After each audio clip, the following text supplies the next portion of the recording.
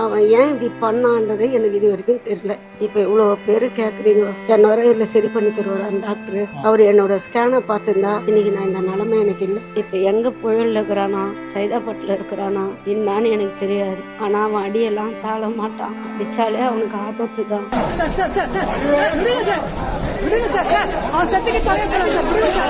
Cancer patient புதுசு சேர்த்து நாங்கள் கட்டியிருக்கேன்ட்டு 5 கீமோ 4 கீமோ நல்லா போட்டாங்க. அதுக்கப்புறம் தான் தேவையில்லாமல் இன்னொரு கீமோ தப்பான மருந்து ஏற்றி தான் ஃபுல் லங்ஸ் ஃபுல்லாகவே போயிடுச்சு. இப்போ எனி டைம் ஆக்சிஜன் இருந்தால் தான் அவங்க இருக்க முடியும்னு சொன்னால் 2 மிஷின் வச்சுருந்தா நாங்கள் இப்போ இருக்க முடியும். இப்போ எங்களுக்கு தேவை அவங்க தானே இது பண்ணி விட்டாங்க.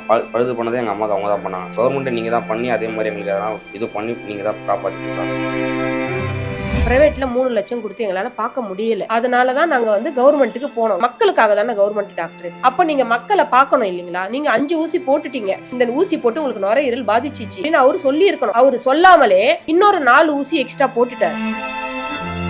அந்த பையன் இப்போ வரைக்குமே ட்ரீட்மெண்ட் எடுத்துருக்கான், மெடிசன்ஸ் எடுத்துருக்கான். யாராவது நீங்கள் பார்த்துருப்பீங்களா, ஒரு குத்திட்டு ஒரு அஃபென்ஸ் பண்ணிட்டு எந்த கிரிமினலாக ஓடுவான். அவனால் ஓடக்கூட முடியாது, நடந்து தான் போகிறான். ஓடுனா மூச்சு வாங்கும், அவனுக்கு ஹார்ட் ப்ராப்ளம். நேற்று இந்த இன்சிடென்ட் நடந்ததுக்கு முற்றிலும் காரணம் என்னன்னா டிஸ்ரெஸ்பெக்ட்ஃபுல். ஒரு ரெஸ்பெக்ட்ஃபுல்லாக அவங்க பதில் சொல்லியிருந்தாங்கன்னா அந்த பையன் இவ்வளோ அஃபெண்ட் ஆகிருக்க மாட்டான். அவன் இப்படி நேற்று ஒரு இன்சிடென்ட் நடந்திருக்காது. நாங்கள் இப்படி தான் கொடுப்போம், இஷ்டம் இருந்தால் இருங்க, இல்லை டிஸ்சார்ஜ் பண்ணிட்டு போங்க அப்படின்னு இருக்காங்க. அது மட்டும் சொல்லாமல் ஃபைலை தூக்கி மூஞ்சில் அடிச்சிருக்காரு. இப்ப கவர்மெண்டால தான் எங்க அக்கா பாதிக்கப்பட்டு இருக்காங்க. அவங்க நுரையீரலை மட்டும் சரி பண்ணி கொடுத்தீங்கன்னா எங்களுக்கு போதும். டாக்டர் நல்லா இருக்காரு, எங்க அக்கா செத்துருவாங்களே, திருப்பி தர முடியுங்களா? ஏரோட் சேனலுக்கு வணக்கம். நான் வருண் விக்னேஷ். நேற்று செய்தியெல்லாம் பார்த்துருப்பீங்க. கிண்டி மருத்துவமனையில் ஒரு மருத்துவர் கத்தியால் விக்னேஷ் என்பவர் குத்திட்டார். அதனால் மருத்துவர் ரொம்பவும் உடல்நிலை பாதிக்கப்பட்டு அவசர தீவிர சிகிச்சை பிரிவில் இருக்கார் அப்படின்னு. ஸோ அந்த விக்னேஷ் அவர்கள் ரொம்ப மன அழுத்தத்தை ஏற்படுத்தி தான் இந்த விஷயத்த பண்ணியிருக்கார். அவங்க அம்மாக்காக தான் பண்ணியிருக்கார். அந்த மருத்துவர் தவறான சிகிச்சை பண்ணனால அவர் தன்னோட தாயோட நுரையீரல் பாதிக்கப்பட்டுருச்சு. அதுக்கு அந்த ஒரு காரணத்தால் ஒரு ஆதங்கத்தில் தான் அந்த விஷயத்த பண்ணிட்டார் அப்படிங்கிறது தான் அவங்களோட ஒரு வாக்குமூலமாக இருந்தது. ஸோ அதனால தான் அவங்க வீட்டுக்கே வந்திருக்கோம். எது உண்மை, என்ன நடந்துச்சு உண்மையிலே, எதனால் அவர் இந்த ஒரு காரியத்தை பண்ணியிருக்காருன்னு ஸோ அவங்க அம்மா அவங்க வீட்டில் கேட்டு தெரிஞ்சுக்கலான் இருக்கோம். அங்கே கேட்கலாம், அங்கே என்ன நடந்துச்சு. ஏன்னா எல்லா நடந்ததுலாம் எனக்கு தெரியாதுப்பா. நேற்று நான் ஸ்பெட் ஸ்கேனுக்கு போயிட்டேன்.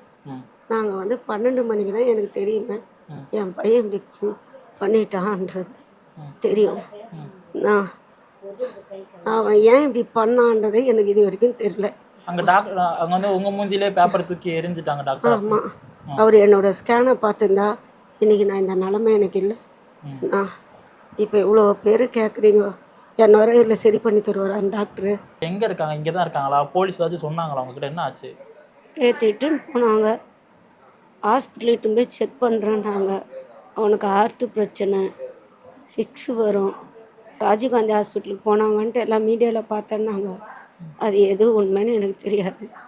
இப்போ எங்கே புழலில் இருக்கிறானா சைதாப்பட்டில் இருக்கிறானா என்னான்னு எனக்கு தெரியாது. ஆனால் அவன் அடியெல்லாம் தாழ மாட்டான். அடித்தாலே அவனுக்கு ஆபத்து தான். எப்படியாவது என் பையனை எங்கள் கையில் மீட்டி கொடுத்துடுவோம். இது ஒன்று போதும் எனக்கு. அவனுக்கு எதுவும் தெரியாது. அவங்க ஒரு வெகில் யாருன்னா குத்திட்டு நடந்து போயிருந்த பார்த்துருப்பீங்களா சொல்லுங்கள். காய் வெட்டுற கத்தி எடுத்துன்னு போய்க்கிறான்னா அப்போ அவன் எவ்வளோ புத்திசாலி, அதையே பார்த்துக்கோங்க. என்னோட வேதனை அவன் பார்க்க முடியல.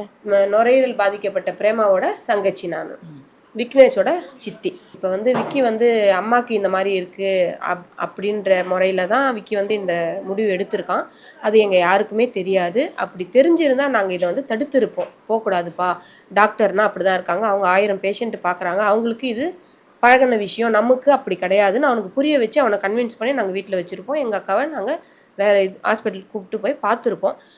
நாங்கள் என்ன டாக்டர் மேலே நாங்கள் குறை சொல்லலை. இப்போ கவர்மெண்ட் ஹாஸ்பிட்டல் ஏன் போகிறோன்னா, ப்ரைவேட்டில் 3 லட்சம் கொடுத்து எங்களால் பார்க்க முடியலை.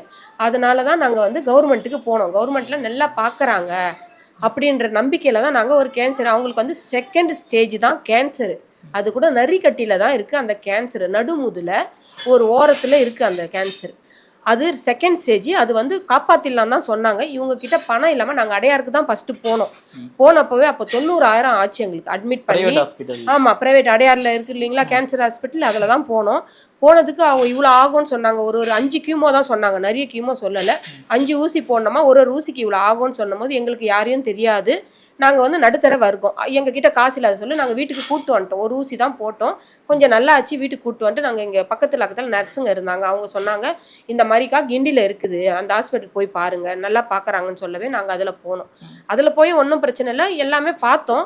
பார்த்து அவர் ஒரு ஊசி போட்டார். நாங்கள் டாக்டரை குறை சொல்லலை. நான் என்னன்றேன்னா கவர்மெண்ட்டு போகும்போது கவர்மெண்ட் டாக்டர் எங்களுக்காக மக்களுக்காக தானே கவர்மெண்ட் டாக்டர்.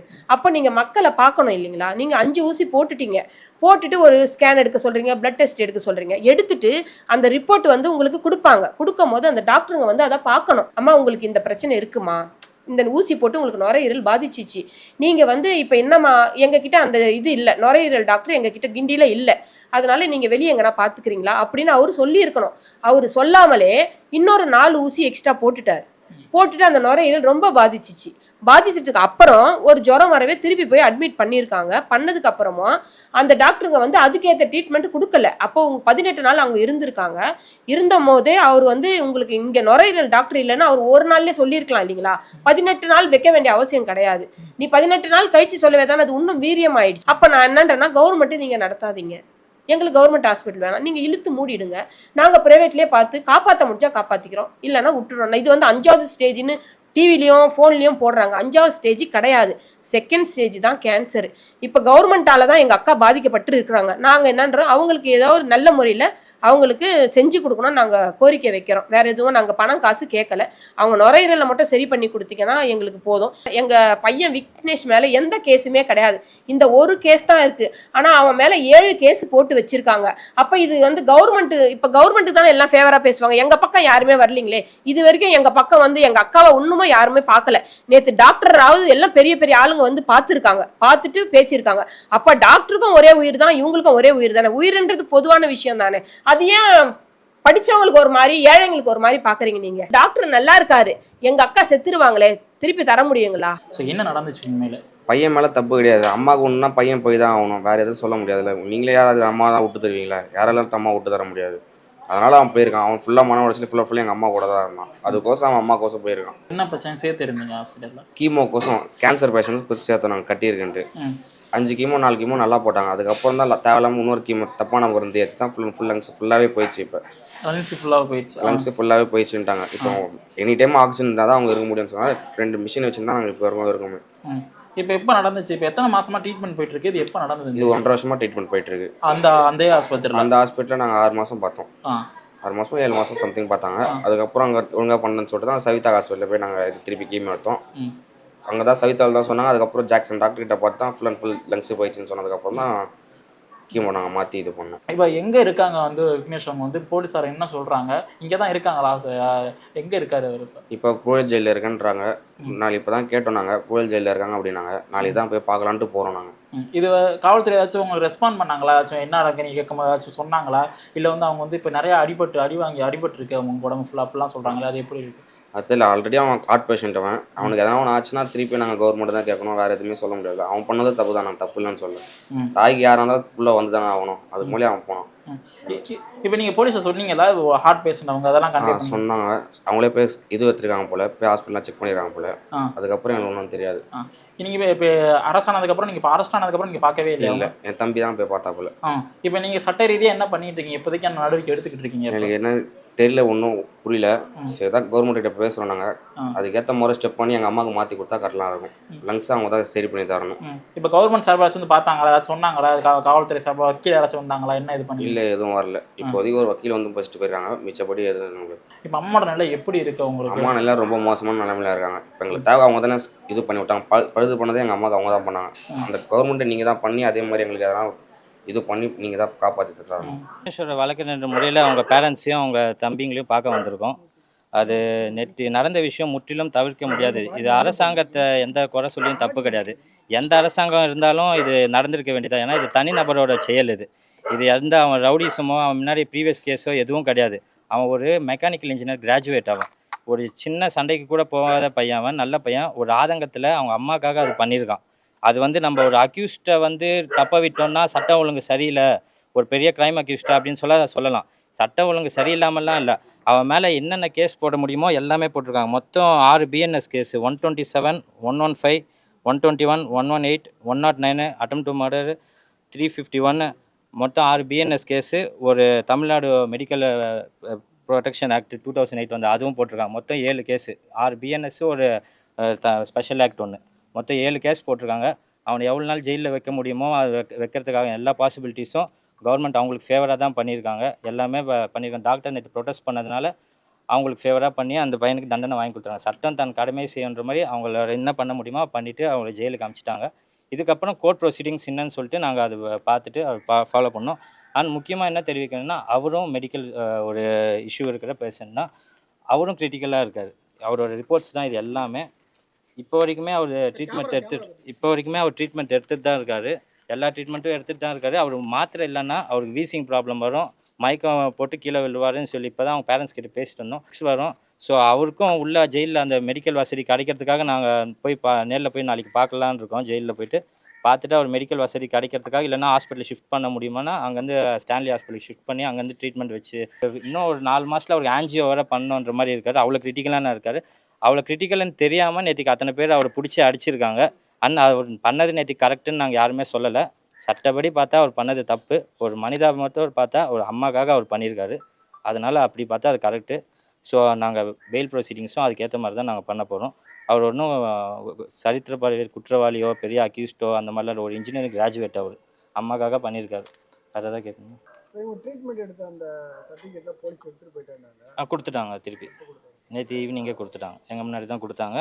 அவரோட ஜெராக்ஸ் காப்பி தான் இது. அவங்க அம்மா தான் கொடுத்துட்டாங்க, அந்த பையன் கொடுத்துட்டாங்க. அந்த பையன் இப்போ வரைக்குமே ட்ரீட்மெண்ட் எடுத்துருக்கான், மெடிசன்ஸ் எடுத்துருக்கான். அவன் கூட போய் பார்த்துருக்காங்க. அவங்க யாராவது நீங்கள் பார்த்துருப்பீங்களா, ஒரு குத்திட்டு ஒரு அஃபென்ஸ் பண்ணிவிட்டு எதாவது கிரிமினலாக ஓடுவான். அவனால் ஓடக்கூட முடியாது, நடந்து தான் போகிறான். ஓடினா மூச்சு வாங்கும். அவனுக்கு ஹார்ட் ப்ராப்ளம், அந்தளவுக்கு கிரிட்டிக்கலாக இருக்கான். அவனை எப்படி ஜெயிலில் வச்சு அவன் உள்ளே ஏதாவது ஆயிடுச்சுன்னா யார் அதுக்கு ரெஸ்பான்சிபிலிட்டி? அரசு மருத்துவமனையில் ட்ரீட்மெண்ட் சரியில்லை. அதுதான் நாங்கள் ஆக்சுவலாக மெயினாக நாங்கள் சொல்ல வந்ததே இப்போ அதுதான். நேற்று இந்த இன்சிடென்ட் நடந்ததுக்கு முற்றிலும் காரணம் என்னென்னா டிஸ்ரெஸ்பெக்ட்ஃபுல். ஒரு ரெஸ்பெக்ட்ஃபுல்லாக அவங்க பதில் சொல்லியிருந்தாங்கன்னா அந்த பையன் இவ்வளோ அஃபெண்ட் ஆகிருக்க மாட்டான். அவன் இப்படி நேற்று ஒரு இன்சிடென்ட் நடந்திருக்காது. என்ன நடந்திருக்குன்னா, ஆக்சுவலாக வந்து அவங்க ரிப்போர்ட் ஏதோ எழுதியிருக்காங்க, ஏதோ கீமோ ட்ரீட்மெண்ட்னு சொல்லியிருக்காங்க. இது என்னங்க இந்த ட்ரீட்மெண்ட் வந்து இப்படி கொடுத்துருக்கீங்க, இதனால் எங்கள் அம்மாவுக்கு லங்ஸ் பாதிச்சிருக்கு அப்படின்னு கேட்கப்போ, நாங்கள் இப்படி தான் கொடுப்போம், இஷ்டம் இருந்தால் இருங்க, இல்லை டிஸ்சார்ஜ் பண்ணிட்டு போங்க அப்படின்ட்டுருக்காங்க. அது மட்டும் சொல்லாமல் ஃபைலை தூக்கி மூஞ்சில் அடிச்சிருக்காரு, அவங்க அம்மா மூஞ்சில். யாருக்காக இருந்தாலும் கோவம் வருமா? ஃபைலை தூக்கி, அவங்களே கேன்சர் பேஷண்ட்டு, ஃபைலை தூக்கி அவங்க அம்மா மூஞ்சில் அடிச்சு அவங்க பையன் முன்னாடி அவங்க பையனுக்கு கோவம் வருமா வராதா?